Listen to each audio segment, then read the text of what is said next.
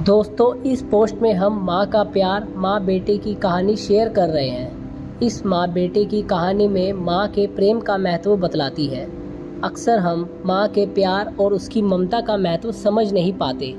हमें पैदा करने से लेकर हमारे पालन पोषण, हमारी हर इच्छा सहूलियत का ध्यान रखने तक माँ ना जाने क्या कुछ नहीं करती और हम उसकी हर चीज़ को नॉर्मल ले लेते हैं।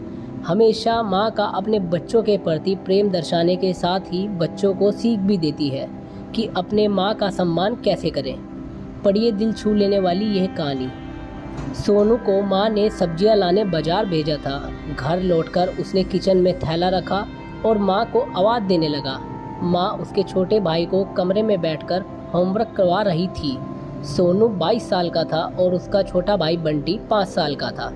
बड़े होने के कारण माँ उससे घर के छोटे मोटे काम करवाने लगी थी, जैसे दुकान से सामान लाना, बाजार से सब्जी लाना, बगीचे की साफ सफाई करना, अपनी साइकिल धोना, अपना कमरा साफ करना, अपने कपड़े प्रेस करना।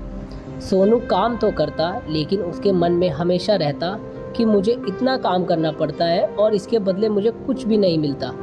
आज उसने सोच रखा था कि इस बारे में अपनी माँ से बात करेगा, लेकिन उसकी हिम्मत ही नहीं हुई।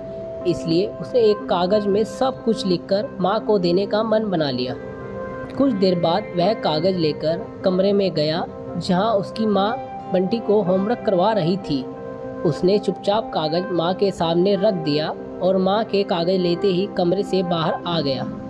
माँ कागज़ पढ़ने लगी। उसमें लिखा था, माँ मैंने इस सप्ताह जो भी काम किया उसका हिसाब इस कागज़ में लिख रहा हूँ। बाजार से सब्जी लाने के 50 रुपये, बगीचे की सफाई के 20 रुपये, कपड़े प्रेस करने के 20 रुपये, साइकिल धोने के 5 रुपये, अलमारी सेट करने के 5 रुपये, कुल हिसाब 100 रुपये।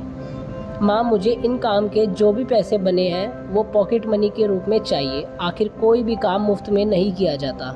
हमारी वीडियो को अंत तक देखने के लिए आप सभी का धन्यवाद।